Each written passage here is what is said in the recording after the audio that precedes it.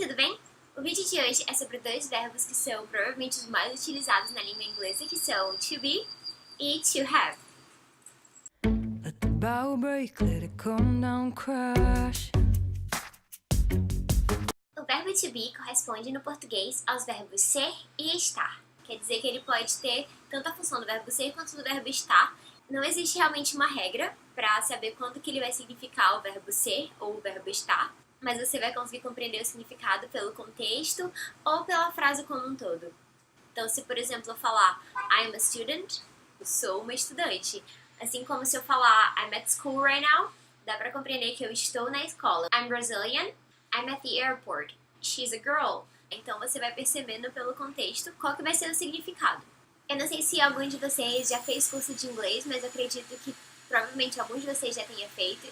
E eu mesmo no colégio, é uma coisa que é sempre perceptível que todo ano, todo semestre, sempre vai ter alguma introdução que começa com vamos falar sobre o verbo to be. E a razão para isso é que realmente é um verbo muito utilizado e muito importante. O verbo to be é classificado como um verbo irregular, visto que ele não segue as regras normais de conjugação.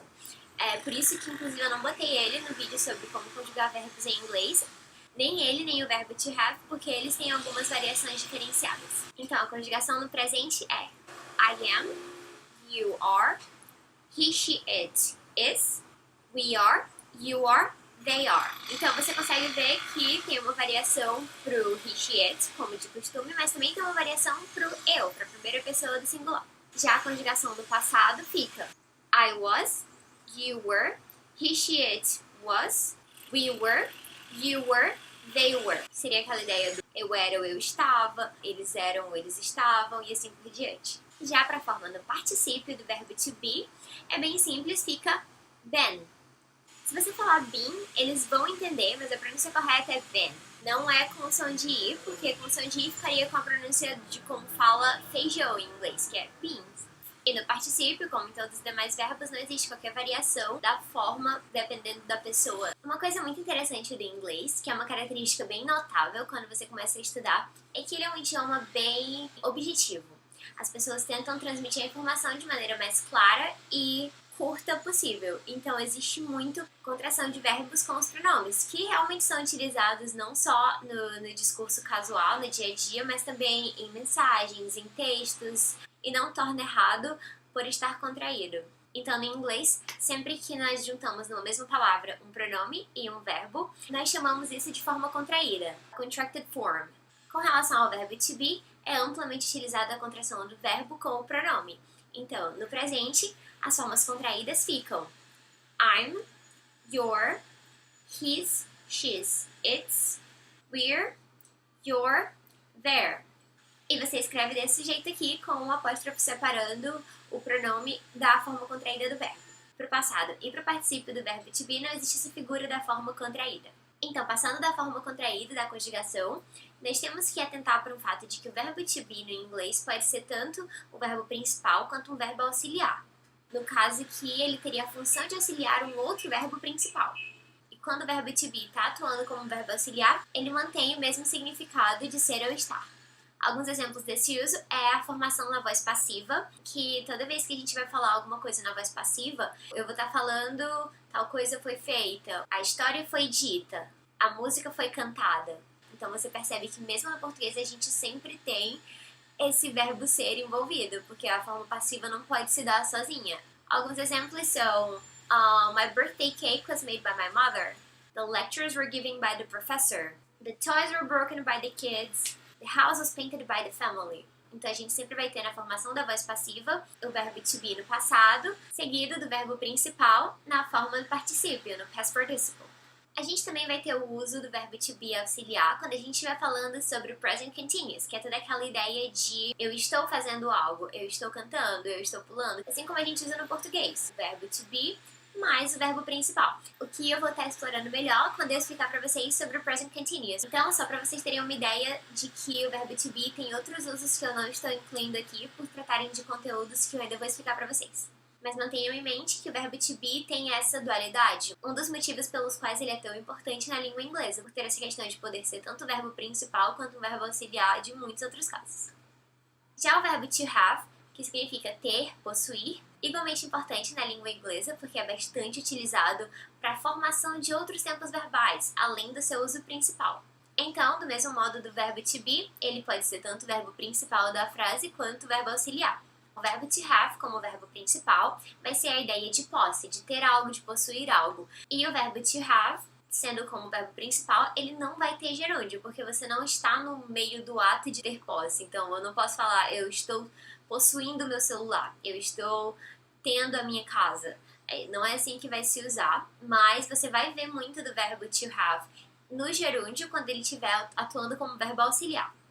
No que se refere à conjugação verbal, o verbo to have se encaixa naquela classificação que eu falei pra vocês de verbos que na forma do presente muda, mas na forma do passado e do particípio se mantém igual. Então, na forma do presente, ele vai ficar como I have, you have, he, she, it has, diferenciado por ser a terceira pessoa do singular como de praxe, we have, you have, they have. Enquanto no passado e no particípio fica em ambos os casos com a forma had. I had, you had, he, she, it had, we had, you had, they had. Uma coisa interessante sobre o verbo to have é que, além do sentido de posse, o verbo to have também pode ser relacionado à alimentação. Então eu posso falar I had a late breakfast this morning. I'm gonna have dinner later tonight. Então é muito utilizado isso do verbo to have para se referir a fazer uma refeição. Ter a refeição, no caso. Have lunch, have breakfast, have dinner. Não existe um verbo para almoçar, como a gente tem no português. Tipo, a gente falaria eu almocei. No inglês a gente falaria I had lunch, conjugando o verbo to have. Let's have lunch together sometime. Today I had breakfast at 7 o'clock. Let's have dinner together tonight. Então, o verbo to have substitui os verbos comer e beber, to drink ou to eat. Então, ao invés de falar I ate a bagel, eu poderia falar I had a bagel. I had a milkshake. I had pasta. I had pizza last night. Então é bastante utilizada a substituição do verbo to drink ou to eat pelo verbo to have. Então, nas formas auxiliares do verbo to have, no gerúndio, poderia ser I'm having a party tonight. Mas a gente está utilizando para expressar uma ideia diferente da posse em si. Eu estou sendo anfitriã da festa, mas eu não posso fisicamente possuir a festa, né? Então, o verbo have a party, traduzindo para o português, ficaria, tipo, dar uma festa, fazer uma festa. Mas no inglês se utiliza o verbo to have para expressar essa ideia. Então, have no gerúndio vai ser utilizado com ideias diversas da posse propriamente dita. Então, eu posso falar I was having a shower when you arrived. Nesse aspecto auxiliar. Então, vocês conseguem ver o quanto que o verbo to have é utilizado em muitos outros casos. Uma coisa muito constante do dia a dia, muito interessante de saber também do uso auxiliar do verbo to have é have a good weekend, have fun, have a good time, have a nice weekend. Se utiliza o verbo ter, tenha diversão, né? Have fun. E uma coisa que eu escutava muito quando eu morava nos Estados Unidos era have a good one, que é se referindo a have a good day. Muitas pessoas vão falar quando você estiver saindo de restaurante, ou você foi no banco, você está resolvendo alguma coisa em algum estabelecimento comercial, empresarial. Quando você for sair, eles vão falar oh, have a good one, have a nice day. O good one é se referindo ao dia, então eles fazem muito essa substituição e eu sempre achei muito interessante. É bastante utilizado o verbo have para isso também, bem como seria no português, de tenham um bom dia. E o último caso que eu vou falar pra vocês sobre o verbo to have, pra não estender muito pra outras matérias que eu ainda não expliquei pra vocês, é o fato de que o verbo to have pode ser sim utilizado para expressar obrigação, assim como no português, que a gente usa, eu tenho que fazer tal coisa, eu tenho que lavar o carro, eu tenho que estudar pra prova. Eles usam exatamente da mesma forma no inglês. Então eles vão falar, I have to clean the house today, I have to study, I have to help him. Então é muito utilizado nesse sentido. E eu vou explicar melhor pra vocês, dando mais exemplos, quando eu explicar pra vocês sobre os verbos modais. So keep an eye out for that, ok? Mas por enquanto, mantenham em mente que o verbo to have e o verbo to be são muito versáteis e são utilizados em muitos outros casos. E ao longo dos nossos estudos eu vou falando pra vocês cada novo caso que surgir. E é muito importante saber conjugar esses dois verbos.